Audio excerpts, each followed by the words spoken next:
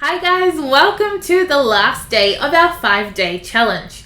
You've learnt the basics of professional nail care, how to paint a French manicure, how to look after your skin with handmade scrubs, a taste of the theory you need to know as a nail tech, and now finally, the bit you've been waiting for, the nail art.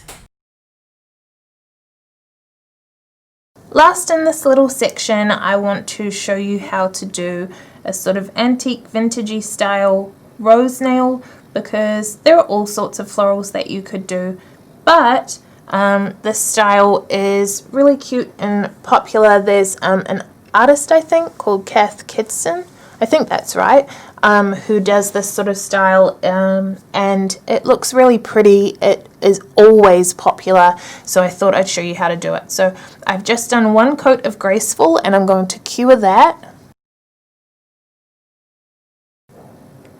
Here's my second coat.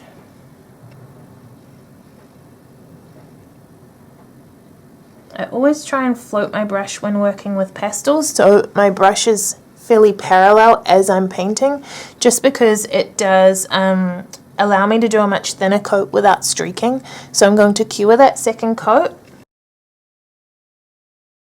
Now for a true sort of vintage wallpapery style nail, I want to put some thin stripes in the background. So I'm using my orange brush and Artistic Color Gloss in Bride to do this.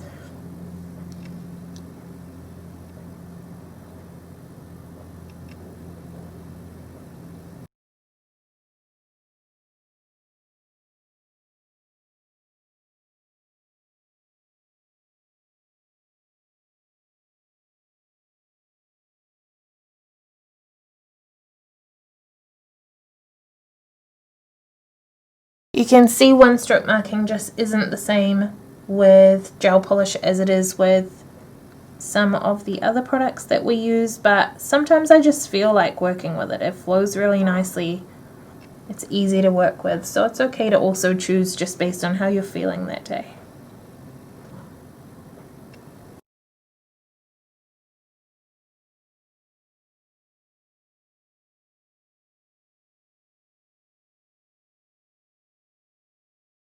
Don't forget that you can clean up at any time, so I just cleaned my brush and then wiped away a little bit of excess at one end. Doesn't necessarily have to be monomer and a thicker brush to clean up, but because this hasn't cured, I can just clean it up with any clean brush.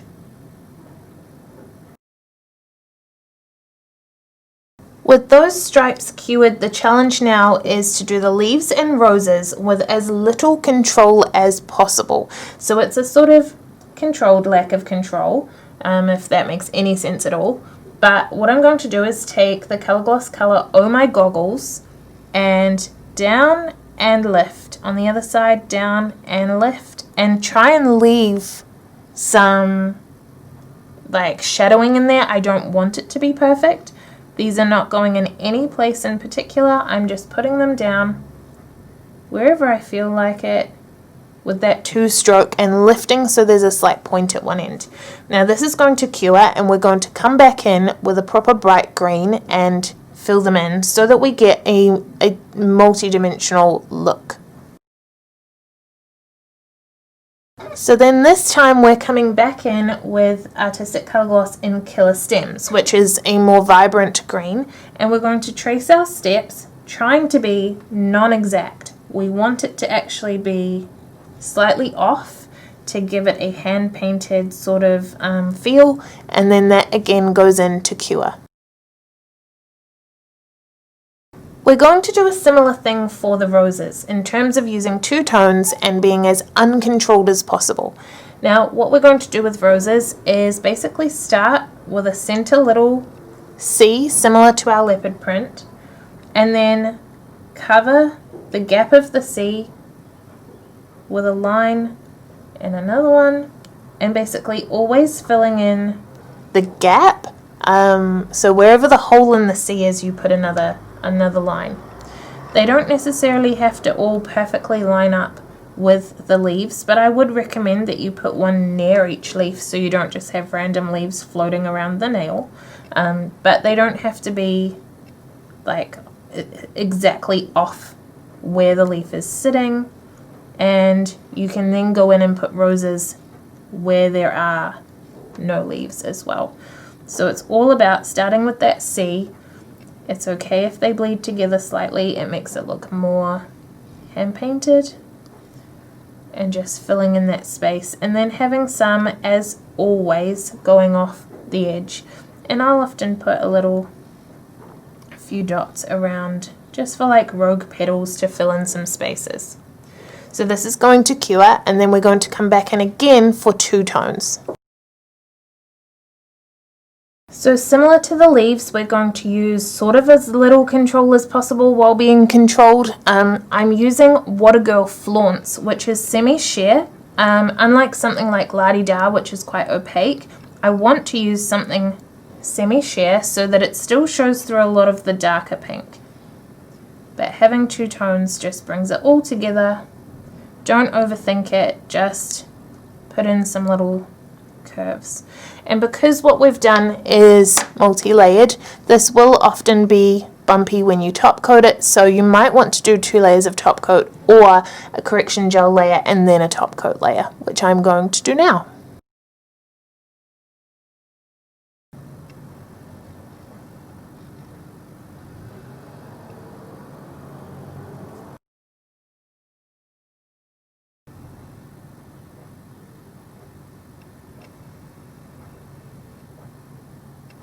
So that just caps off a few designs that are not fine line related but are still hand painted nail art that have very little control but lots of control at the same time. Who knows, they're just little things I knew would be popular or well used, and this seemed like the right place to put them. So have a go, let me know how you do, and show me some pictures either on our Facebook page or in the discussion box above. Doing an ombre with pigment is not too dissimilar to doing it with glitter, and it's not too dissimilar to doing the full cover nail and how we started off with that, but I want to show you anyway, and I'm going to show you 3 different ones that vary slightly. So this is Killer Stems, and I'm going to use a Be Creative pigment called Ocean from the Brights collection to do my ombre. Now in this case I want the ombre to go from the free edge, so I don't have the luxury of being able to start at the cuticle end. I have to do it from the free edge, and that does put me at a little more risk of chipping. I don't usually have chipping issues with any of my clients with pigment though. You just have to be really careful not to overload the free edge. There's no reason why it should chip.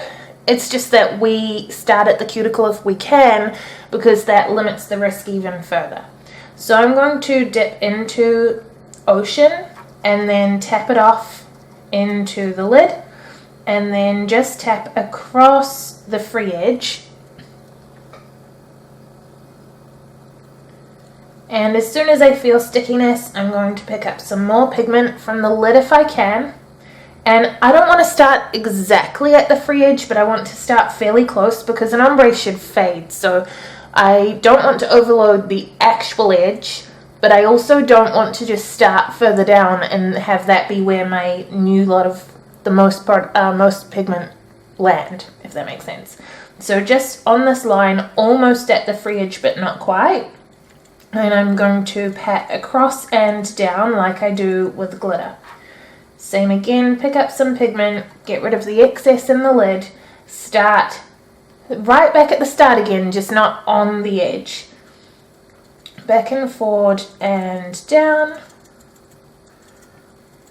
Try and work the pigment through as much as you can, just so that you're not picking up more product unless you have to. I'm going to pick up a little bit more. Again, I can't start down here or it will just create a line, not a fade, so I have to start back here, but just not on the edge. We've already covered the edge. If I'm not getting a lot of colour, I can go back into the pot and put a little more in the lid and work my way down until I have a good fade. I don't want it to just be pigment at the end. I want it to look like a fade where you can't quite tell where one starts and the other stops. Okay, so that's a pretty good one for the blue to green ombre. On red, I want to show you how to use black, which is a pure pigment, and so it's a little bit more clumpy. I'm going to show you how to do a really good smooth ombre with that. Because I'm going from a lighter color to a darker color, I'm actually not going to clean my brush other than wiping the excess off on a towel, because I don't have a need to, and I want to avoid exposing my brush to solvents as much as I can. So if I don't need to clean it, I don't. Again though, we're going to use the same method of picking up pigment and smushing it in the lid before putting it onto the nail. So I pick up some black, pat it down into the lid, and because I know it's a bit clumpy because it is a pure pigment, I'm going to crush it as best I can, and then load up the free edge first and just start pulling it down the nail. Now if you can see, the very, very edge of the tip is not actually covered, and what I'll do is when I don't have a lot of product on my brush, I'll just very lightly cover that, and then I won't go back to that area again. Same as with the blue and green one, I'm going to avoid the actual edge as much as I can and just work on dragging pigment from kind of like a millimeter back towards the cuticle. So again, I pick up some more pigment just from the lid, go back to my darkest area but not the free edge, and start to pull it down across the nail. And with something like red to black, where it is very, very highly pigmented, I'm going to do my best not to go back and get more pigment. I'm going to try and work this in, because black can be really hard to smoothly transition to red. So even though it might look like I don't really have a lot on my brush and I don't have a lot to work with, I kind of do, because there's still a lot of pigment back here that can be displaced, and I can work it back as best I can and put like quite a lot of effort in. If I want it to go further than that, then by all means I can pick up more pigment from the lid and do that. But honestly, you can see it goes back to the point where at halfway you can't tell where one starts and the other stops. At this end it's completely black, and then this end it's completely red. And that lack of a lot of pigment is really the key to getting a really smooth ombre. Now with a black brush, I am going to have to clean it properly, especially because working the black in like I have means that my brush, if I ran it across a towel, would feel a bit sticky. It's just got a little bit of inhibition layer sitting in it. So I'm going to clean it with monomer on a nail wipe, and you'll see quite a lot of pigment come off. Of course, you should, if you're going to, like I've just put it, I folded this in 4 so that the monomer is sitting on this side and not touching my fingers. If you are a little overzealous with that, you might want to have gloves on. You definitely wouldn't want monomer touching your skin. Now I want to do this a second time, because with that amount of residue on the wipe, I can't trust that my brush is actually clean. So some monomer goes onto the wipe, and you can see there's still quite a bit of residue there to come out. If I'm planning on going to a really light color like a white or something, then I will do this a third time until I know that there is nothing coming out of the brush.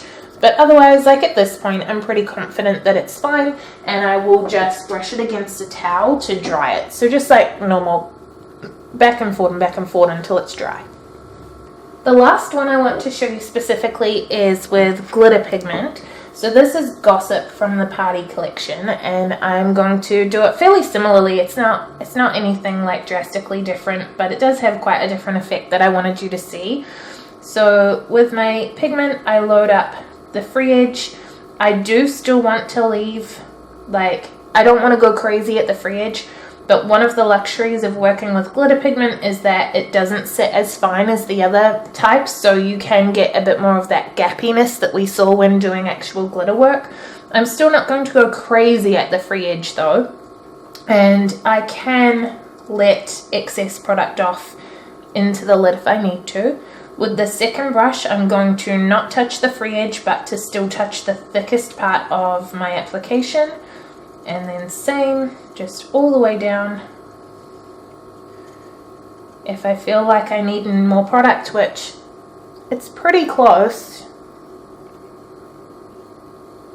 I just want my gold to go a little further down, so I pick up from the lid, start in the thickest area that's not the free edge, and just work it down again. So you always start back in the thickest area. You don't put your brush down where you actually want the new product. And you really don't even have anything to brush away. Like if I brush across this, there's nothing moving. Because we've worked with such a small amount of pigment, there's nothing really there to move. None of these have been brushed or wiped away or anything like that, or top coated.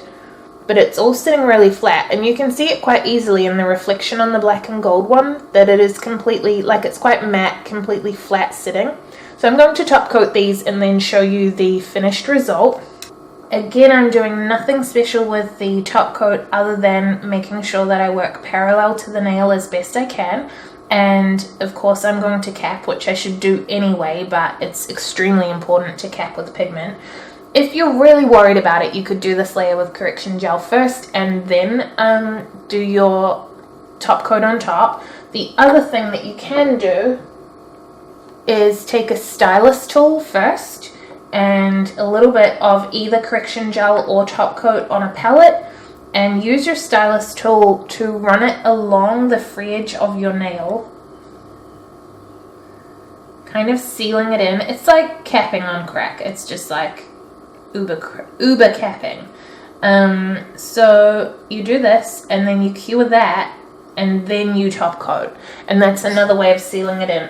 But you honestly don't usually need to. I'm just going to go straight over with my top coat.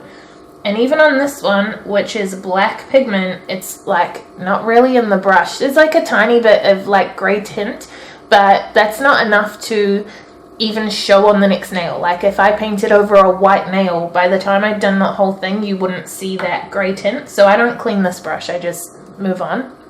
And then with the glitter one, same thing, just pulling it over the whole nail as parallel as I can.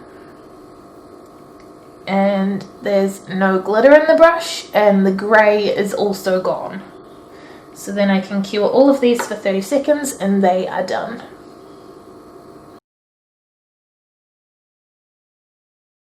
We know that we can play with the opacity of gel polish by using clear products like the top coat for your gel polish system with your gel polish colors and seeing what happens when you mix the two together.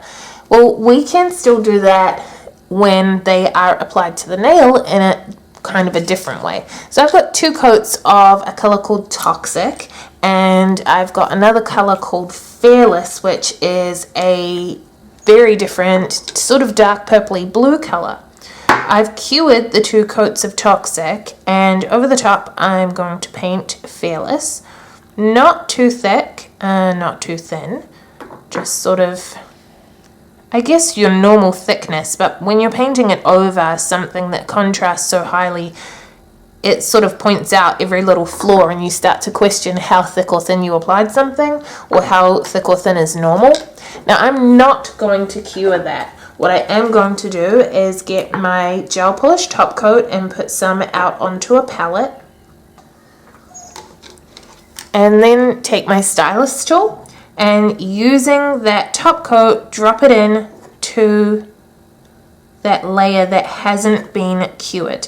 This is a technique called dispersion. I've seen people also refer to it as a tortoiseshell effect, because depending on what colors you use, you can definitely mimic the look of tortoiseshell. But I drop it in, and the dots will keep expanding until they hit another dot.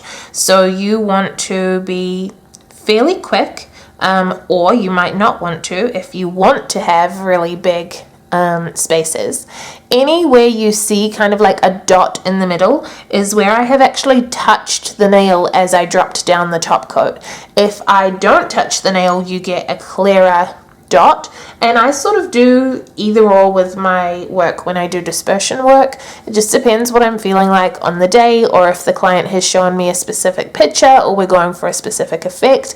Actual tortoiseshell, like not the shell of a tortoise, but the pattern tortoise shell does sort of have a darker space in the design, so the actual, like, putting the dots there can look more like real tortoiseshell if you're also using tortoiseshell colors. Now I will cure this for 30 seconds, and after curing it does still need to be top coated. So just because you have laid top coat into the design doesn't mean the entire design is protected and top coated, so you still need to top coat the entire thing and cure that again for 30 seconds. On top of 2 coats of Monkey Business, I'm going to do 1 coat of Alpha Female, and you'll see that it's quite cool in that you can take 2 colors and almost turn them into a third different color when you are doing a dispersion effect. So again, I take my stylus tool and some gel polish top coat.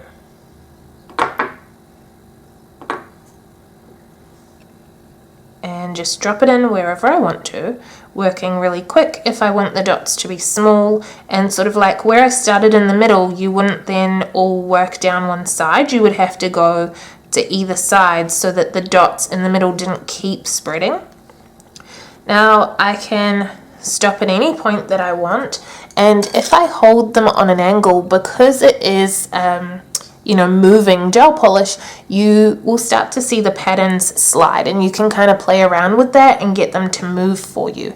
You can do an ombre effect with this in a way where you start quite heavy at one end and then have them sort of trail out as you go down, and that can look quite cool too, but so can moving around your dots.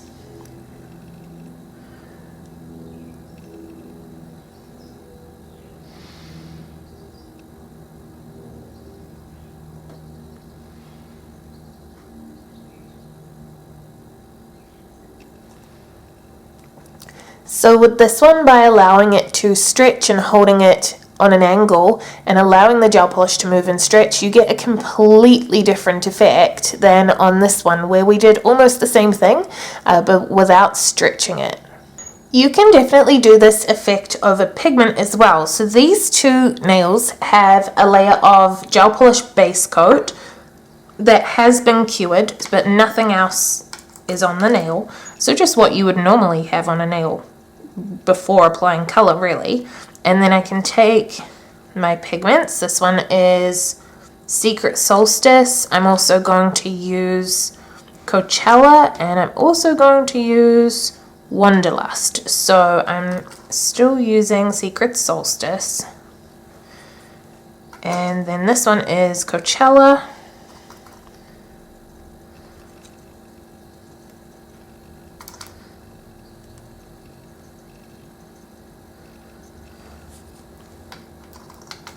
And this last one is Wanderlust. They're all from the Neon collection.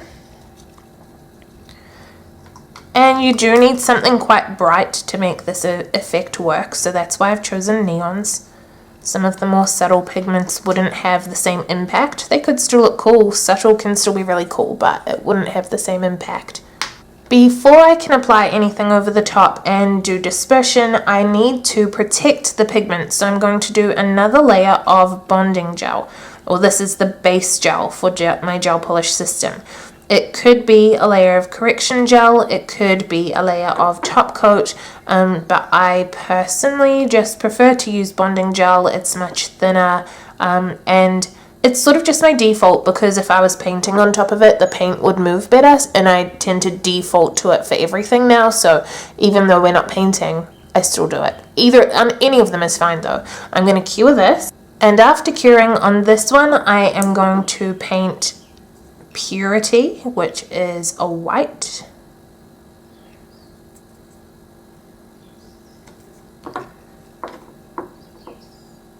And on the other one, I'm going to paint Fearless, which is the same dark purpley blue that we used on the very first one.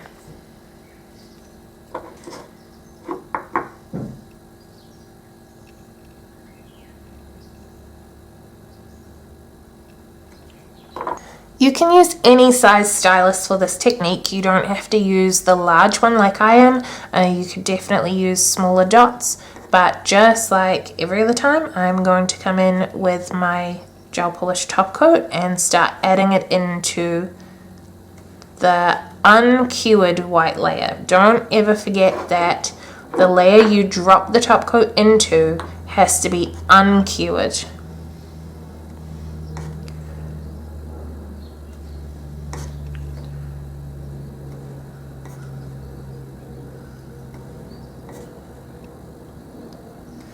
And on the second one, where we used a dark polish, you'll get a similar but also totally different effect. So let's do that one as well.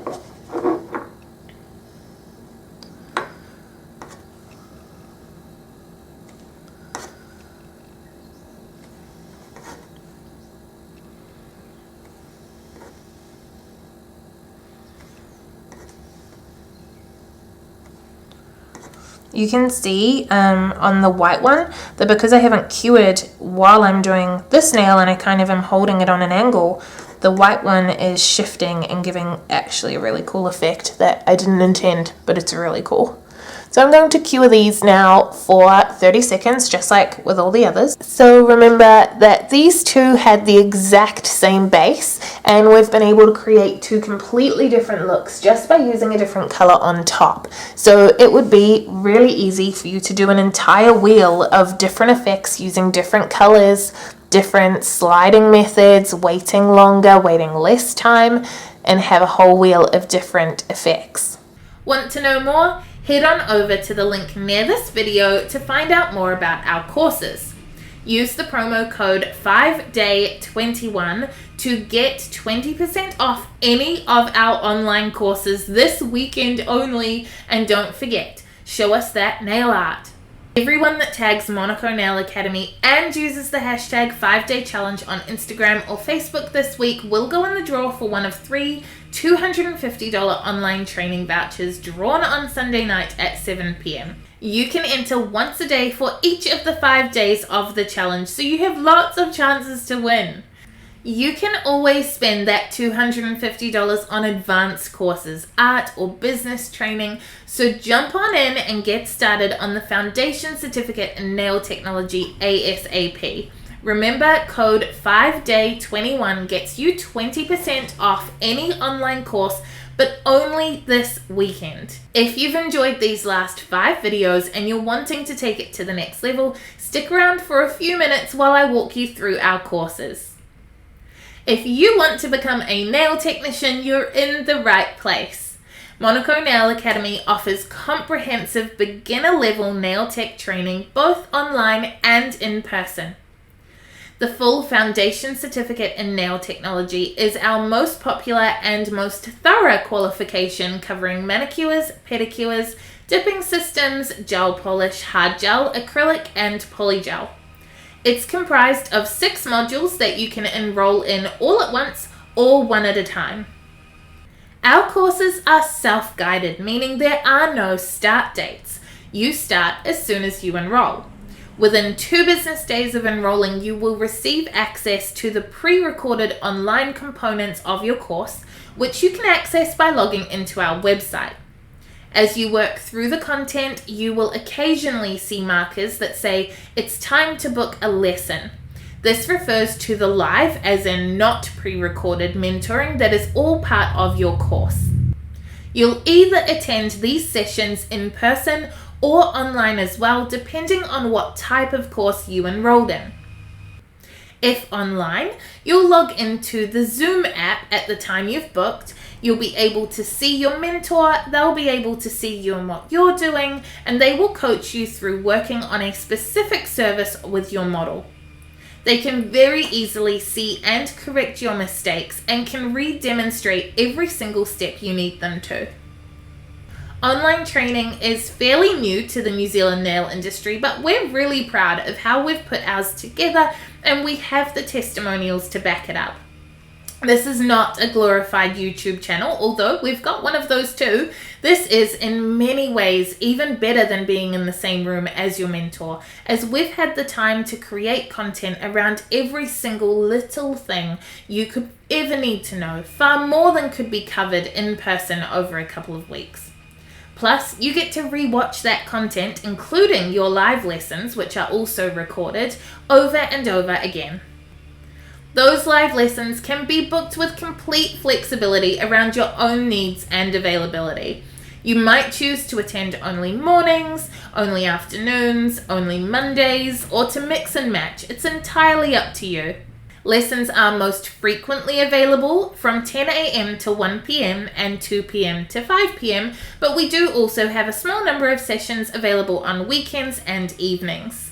A huge amount of theory is also included in your training, covering client consultations, safety, hygiene, hazards, and chemistry. We know, though, that we're all a bunch of creative people and theory can be a killer, so it's done entirely online, broken down into short videos, revision texts, and quizzes you can reread and rewatch over and over again. I want you to know that we too are creative people, and so we tend to teach the theory side of things with lots of real life examples, not boring textbook pages that would send us to sleep too. The amount of theory included in our course is key to how successful you will be afterwards, and we're really quite proud of it. Now, you've got 12 months to complete each module from the time you enroll in it, but how long it actually takes is entirely up to you. The full foundation certificate in nail technology has around 50 to 60 hours worth of videos, 81 hours of live lessons, supporting texts, and then you need to practice. It sounds like a lot, but if you committed 8 hours per day to the course and spent 3 hours of that day watching videos and 5 hours practicing, it would take approximately 22 days to complete the content and then an extra day or 2 to sit the assessments. At 1 day a week, that's just shy of 6 months, or if you use up the full 12-month allowance, you'll need to set aside just 4 hours per week. Some people go great guns and finish in a couple of months, some do it in shorter bursts, and some take a full year, and some set aside a full week every few months and do it that way. The criteria for completing your qualification includes several assessments. The theory assessment can be done from home as it is completely online. We did it this way to assist with people who struggled to come in and see us to resit, and for people with learning difficulties who found the pressure to be less from the comfort of their own home. The test is timed, there's no way to cheat, and you get to resit it as often as every 12 hours for the entire 12 months. At the end of every attempt, you'll know your score straight away and will be given the information you need to be able to study to do better next time. The practical assessments can also be done via video link with a mentor and again reset as many times as needed. One of the other criteria that you must meet before you can receive your qualification is the submission of a portfolio. Basically, it means doing a set number of clients outside of classroom hours, photographing your work and submitting it online. We go through every single photo and send you heaps of feedback, but you can't fail the portfolio. You just have to follow the rules that are clearly set out inside the course, and then you're good to go. So let's talk about the products you're going to use during your course, because you'll need those too. Most schools provide a kit included in your course fees, but we prefer to make ours an optional extra. Why? Our training is product neutral.